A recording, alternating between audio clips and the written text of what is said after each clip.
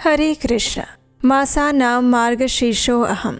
ये वचन है भगवान श्री कृष्ण के भगवत गीता में। सभी मासों में श्रेष्ठतम मास बताया गया है मार्गशीर्ष मास। इस मास में भी कार्तिक मास की ही तरह प्रातःकालीन स्नान का विशेष महत्व है। तभी तो गोपियों ने इसी मास में कात्यायनी देवी का व्रत किया था और इसी पवित्र मार्गशीर्ष मास में हम श्रवण कर रहे हैं इस मास में सुननी जाने वाली पवित्र पौराणिक कथाओं का। तो चलिए आज की हमारी इस मार्गशीर्ष मास कथा श्रृंखला को आगे बढ़ाते हैं और सुनते हैं आज की मार्गशीर्ष मास कथा। आइए आज की कथा आरंभ करते हैं। हमारी इसी कथा श्रृंखला की पिछली कड़ी में हमने सुना था कि किस प्रकार गर्ग मुनि नंद भवन में पधारते हैं। यशोदा मैया उनका स्वागत करती हैं और उसके बाद गर्ग मुनि विस्तार पूर्वक नंद महाराज और यशोदा रानी को भगवान श्री कृष्ण के विषय में सब कुछ बताते हैं और फिर वे उनको सलाह देते हैं कि उनका यथोचित विधि से नामकरण संस्कार किया जाए। मुनीश्वर गर्ग की आज्ञा से अब भगवान श्री कृष्ण और बलराम जी के नामकरण संस्कार और अन्नप्राशन संस्कार की सभी तैयारियां शुरू कर दी गई थी। अनेक गोप गोपिकाएं नंद भवन में आने लगे थे। इस प्रसंग पर नंद महाराज ने प्रसन्न होकर अपने संबंधियों और दूरवर्ती बंधुजनों के पास मंगल पत्रिका भिजवाई, उन्हें आमंत्रित किया। तत्पश्चात उन्होंने दूध, दही, घी, गुड़, तेल, मधु, माखन, तक्र और चीनी के शरबत से भरी हुई बहुत सी नहरें लीला पूर्वक तैयार की। नंद महाराज ने कौतूहलवश नाना प्रकार के रत्न, भांति भांति के सुवर्ण, रमणीय मोती, अनेक प्रकार के मनोहर वस्त्र, आभूषण भी पुत्र के अन्नप्राशन संस्कार के लिए संचित किए थे। उनके घर को झाड़ बुहार कर सुंदर और स्वच्छ बनाया गया। चंदन मिश्रित जल का छिड़काव किया गया। केले के खम्भों, आम के नए पल्लवों की बंधनवारों और महीन वस्त्रों से उस आंगन को सजाया गया। यथास्थान मंगल कलश स्थापित किया गया। फलों और पल्लवों से सजाया गया। नंद भवन के आंगन को सुंदर पुष्पहारों और मनोहर वस्त्रों से सजाया गया था और उसमें गौओं, मधुपर्कों, आसनों, फलों और सजल कलशों के साथ स्थापित किए गए थे। उस समय नाना प्रकार के अत्यंत दुर्लभ और मनोहर वाद्य यंत्र बज रहे थे और उस समय संदेशवाहक ने प्रसन्नता पूर्वक आकर नंद महाराज से कहा, हे प्रभु, आपके भाई, बंधु, गोपराज और गोपगण पधारे हैं। पत्नी और सेवकों के साथ गिरिभानु जी पधारे हैं और उनके साथ 4-4 लाख रथ और हाथी हैं। ये सब सुनकर व्रजराज नंद जी अत्यंत प्रसन्न हो गए और अतिथियों का सत्कार करने के लिए आगे आए। उन सब के लिए पाद्य, अर्घ्य इत्यादि अर्पित किए गए। उन सब का यथोचित आदर सत्कार किया गया। प्रसन्न वचनों से उनको आमंत्रित करके आसन पर बिठाया गया। हे नारद, श्री हरि को गोद में लेकर गर्ग मुनि अब एकांत स्थान में गए। पूर्ण भक्ति भाव और प्रसन्नता से उन्होंने परम ईश्वर को प्रणाम किया और उनका स्तवन करने लगे। उस समय उनके नेत्रों से आंसू बह रहे थे। शरीर में रोमांच हो आया था। मस्तक भक्ति भाव से झुक गया था और श्री कृष्ण के चरणार विंदों में दोनों हाथ जोड़कर वे इस प्रकार कहने लगे, हे श्री कृष्ण, हे जगन्नाथ, हे भक्त भय भंजन, आप मुझ पर प्रसन्न होइए। मुझे अपने चरण कमलों की दास्य भक्ति प्रदान कीजिए। आपके पिताजी ने मुझे बहुत धन दिया, लेकिन उन धन का मैं क्या करूँगा।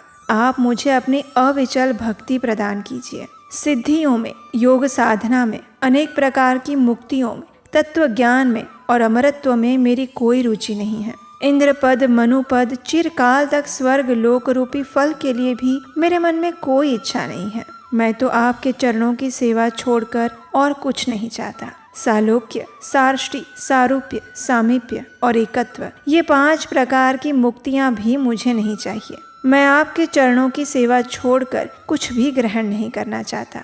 इस प्रकार अनेक अनेक स्तुतियां करने के बाद गर्ग मुनि की आंखों से आंसू बहने लगे और भगवान श्री हरि के चरणों में पड़ने लगे। उस समय भक्ति के आवेग से उनके शरीर में रोमांच हो आया था और भगवान श्री कृष्ण ने भी शिशु रूप में ही उन्हें आशीर्वाद प्रदान किया। जो भी मनुष्य गर्ग मुनि द्वारा किए गए स्तोत्र का तीनों संध्याओं में पाठ करता है, वो श्री हरि की दृढ़ भक्ति, दास्य भाव और उनकी स्मृति का सौभाग्य प्राप्त करता है। हे नारद, भगवान श्री हरि की स्तुति करने के बाद गर्ग मुनि ने उन्हें नंद जी को दे दिया और प्रशंसा पूर्वक कहा, हे गोपराज, अब मुझे आज्ञा दीजिए। गर्ग मुनि की बात सुनकर नंद महाराज उदास हो गए, क्योंकि साधु पुरुषों के लिए सत्पुरुषों का वियोग मृत्यु से भी अत्यधिक कष्टदायक होता है। संपूर्ण शिष्यों से घिरे हुए मुनिवर गर्ग जब जाने के लिए तैयार हुए, तब रोते हुए नंद आदि गोप गोपियों ने अत्यंत प्रीति पूर्वक विनीत भाव से उन्हें प्रणाम किया। उन सबको आशीर्वाद देकर मुनि श्रेष्ठ गर्ग प्रसन्नता पूर्वक मथुरा वापस चले गए।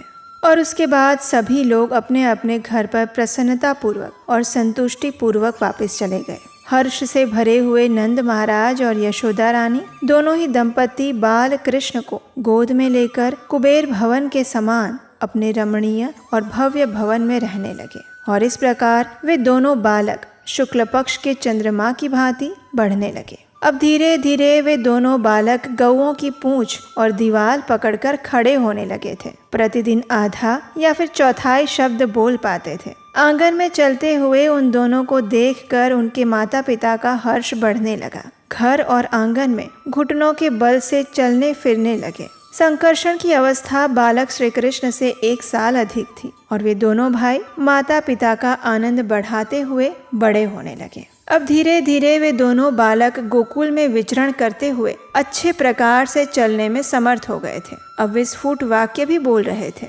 अब एक दिन नंद रानी यशोदा स्नान करने के लिए यमुना तट पर गई और इधर श्री कृष्ण दही माखन आदि से भरे पूरे घर को देखकर अत्यंत प्रसन्न हुए। घर में जो भी दही दूध घी मनोहर माखन रखा हुआ था वो सब उन्होंने अपने आप ही खा लिया। छकड़े पर जो मधु मक्खन और मिष्ठान इत्यादि था उसे भी खा पीकर अपने कपड़ों से मुंह पोंछने की तैयारी कर रहे थे। और इतने में ही यशोदा रानी नहाकर वापस आई। उन्होंने बाल कृष्ण को देखा। घर में दही दूध आदि जितने भी मटके थे वे सब फूटे हुए और खाली दिखाई दिए। मधु आदि के बर्तन जो थे वो भी खाली हो चुके थे। और ये देखकर यशोदा मैया ने बालकों से पूछा, अरे ये तो बड़ा अद्भुत कार्य है। बच्चों सच सच बताओ किसने ये कार्य किया है। यशोदा मैया की बात सुनकर सभी बालक एक साथ बोलने लगे, मैया हम सब सच कह रहे हैं। तुम्हारा लल्ला अकेले ही ये सारा कुछ खा गया है, हमको तो थोड़ा भी नहीं दिया। बालकों के ये वचन सुनकर नंद रानी क्रोधित हो गई और लाल लाल आंखें करके बैंत लेकर दौड़ पड़ी। इधर गोविंद भी भागने लगे। मैया उन्हें नहीं पकड़ सकती। भला जो शिव जी के ध्यान में भी नहीं आते हैं, योगियों के लिए भी जिन्हें पकड़ पाना मुश्किल है, उन्हें यशोदा जी कैसे पकड़ सकती। आखिर यशोदा जी थक गई, शरीर पसीने से लथपथ हो गया, मन में क्रोध भरकर खड़ी हो गई। उनके कंठ ओठ और तालु सूखने लगे। जब भगवान ने देखा कि माता अब थक चुकी है तो वे मुस्कुराते हुए उनके सामने पास आ गए। नंद रानी ने उनका हाथ पकड़कर अपने घर में ले गई और उन्हें वस्त्र से वृक्ष में बांध दिया। श्री कृष्ण को बांधकर यशोदा अपने घर में चली गई। जगतपति परमेश्वर श्री हरि उसी के पास खड़े रहे। श्री कृष्ण के स्पर्श मात्र से वह पर्वताकार वृक्ष सहसा भयानक शब्द करके गिर पड़ा और उस वृक्ष से सुंदर वेशधारी एक दिव्य पुरुष प्रकट हुआ। वो रत्नमय अलंकारों से विभूषित गौर वर्ण और किशोर अवस्था के थे। सुवर्णमय श्रृंगार से विभूषित जगदीश्वर श्री कृष्ण को उन्होंने प्रणाम किया और मुस्कुराते हुए दिव्य रथ पर आरूढ़ होकर अपने घर चले गए। जब यशोदा रानी ने देखा कि इस प्रकार वृक्ष गिर गए हैं तो वे अत्यंत भयभीत हो गई। उन्होंने रोते हुए बालक श्याम सुंदर को तुरंत उठा लिया और अपनी छाती से लगा लिया। और इतने में गोकुल के गोप और गोपियां भी उनके घर में आ पहुंचे और फिर सबने मिलकर प्रसन्नता पूर्वक शिशु की रक्षा के लिए शांति कर्म किया। ऋषि नारायण से ये वृतांत सुनने के बाद नारद मुनि ने जिज्ञासा प्रकट करते हुए पूछा, हे भगवान, वह सुंदर वेशधारी पुरुष कौन थे जो गोकुल में वृक्ष होकर रहते थे और किस कारण से उन्हें वृक्ष बनना पड़ा। तो ऋषि नारायण ने कहा, एक समय कुबेर पुत्र नल कुबेर और मणिग्रीव अप्सरा रंभा के साथ नंदन वन में चले गए थे।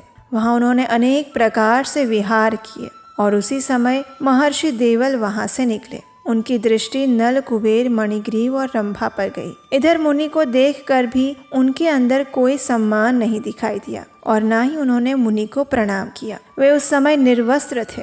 मुनिवर देवल उन दोनों की ऐसी वृत्ति को देखकर क्रोधित हो गए और उन्हें श्राप देते हुए कहा, हे नल कुबेर, तुम गोकुल में जाकर वृक्ष रूप धारण करो। श्री कृष्ण का स्पर्श पाने पर ही तुम इस भवन में वापस लौट आओगे और रंभा को श्राप देते हुए उन्होंने कहा कि तुम भी मनुष्य योनि में जन्म लेकर राजा जन्मेजय की सौभाग्यशाली पत्नी बनो। अश्वमेघ यज्ञ में इंद्र का स्पर्श पाकर तुम पुनः स्वर्ग में जा पाओगी। वही नल कुबेर और मणिग्रीव वृक्ष बनकर नंद भवन में रहते थे और रंभा ने भारत में राजा सुचंद्र की कन्या के रूप में जन्म लिया और जन्मेजय की महारानी बनने का सौभाग्य प्राप्त किया। जन्मेजय के अश्वमेघ यज्ञ में इंद्र ने महारानी को स्पर्श कर लिया और उससे योग अवलंबन करके देह को त्याग दिया और फिर वो पुनः स्वर्ग में चली गई।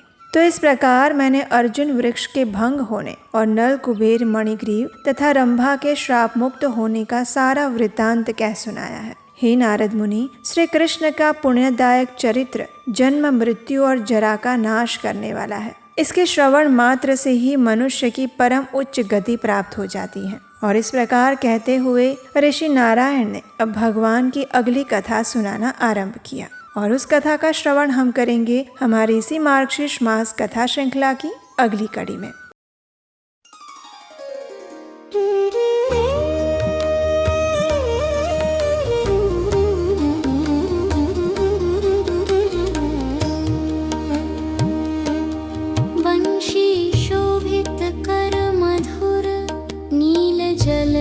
तन श्याम अरुणाधर जनु बिंबा फल पीतांबर शुभ साज।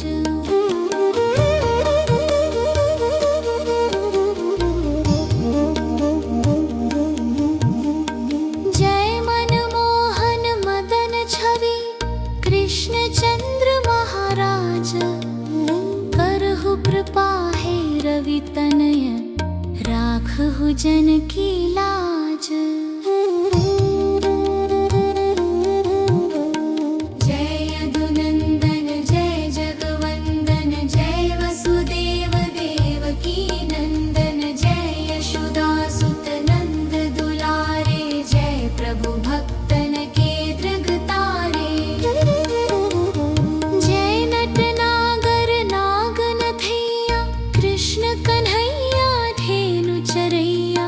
पुनि नख पर प्रभु गिरिवर धारो आओ दीनन कष्ट निवारो।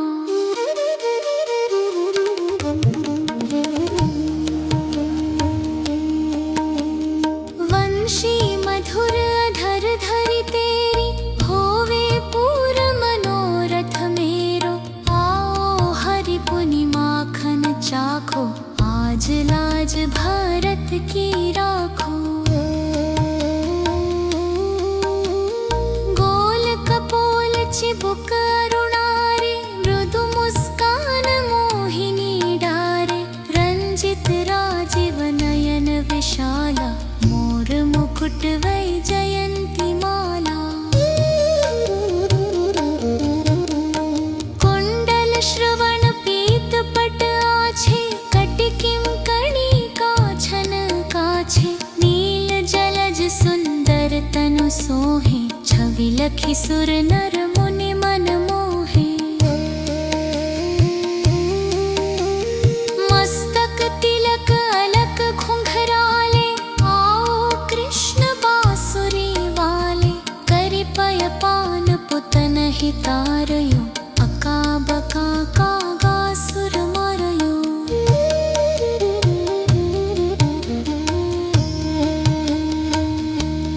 मधुवन जलत अग्नि जब ज्वाला भय शीतल लखित ही नंद लाला। सुरपति जब ब्रज चढ़यो रिसाई मसूर धार वारि वर्षाई।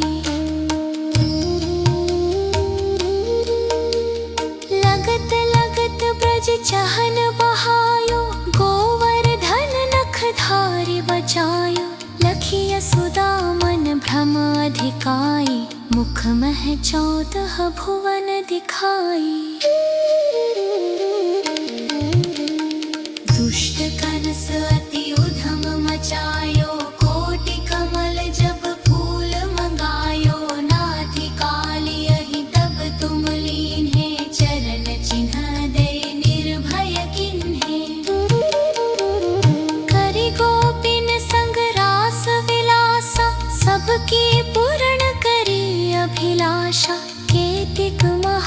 असुर संहारयो, कंस ही केस पकड़ी दे मरयो। मात पिता की बंदी छुड़ाई, उग्रसेन कह राज दिलाई। मही से मृतक छहों सुत लायो, मातु देव की शोक मिटायो। भौमासुर मुर दैत्य सहारी, लाए शतदश सहस कुमारी। दैभिन्ही तृण चीर सहारा, जरासिंधु राक्षस कह मारा।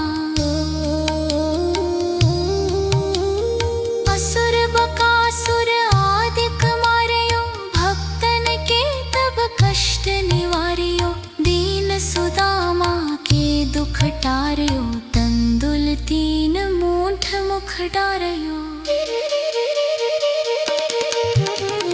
प्रेम के साग विदुर घर मांगे, दुर्योधन के मेवा त्यागे। लखी प्रेम की महिमा भारी, ऐसे श्याम दीन हितकारी। भारत के पारथ रथ हाके, लिए चक्र कर नहीं बलता के। निज गीता के ज्ञान सुनाए, भक्तन हृदय सुधा वर्षाए। मीरा थी ऐसी मत वाली, विष पी गई बजा कर ताली। राना भेजा सांप पिटारी, शालिग्राम बने बनवारी। निज माया तुम विधि ही दिखायो, उरते संशय सकल मिटायो। तब शत निंदा करि तत्काला, जीवन मुक्त भयो शिशुपाला। जब ही द्रौपदी ठेर लगाई, दीनानाथ लाज अब जाई। तुरत ही वसन बने नंदलाला, बढ़े चीर भय अरि मोह काला। असनाथ के नाथ कन्हैया, डूबत वर बचारत नैया। संदर दास आसुर धारी, नया दृष्ट दीजे बनिवारी। नाथ सकल ममत मति निवारो, शिमहु बेपि अकलाध रमारो। खोलो कटलव बर्शन तीजे, बोलो कृष्ण कन्हैया कीजे। नेह चालीसा कृष को, आठ करोड़ धारी। रिष्ट सिद्धि अवनिधि धरि, लहे पदारथ चारी।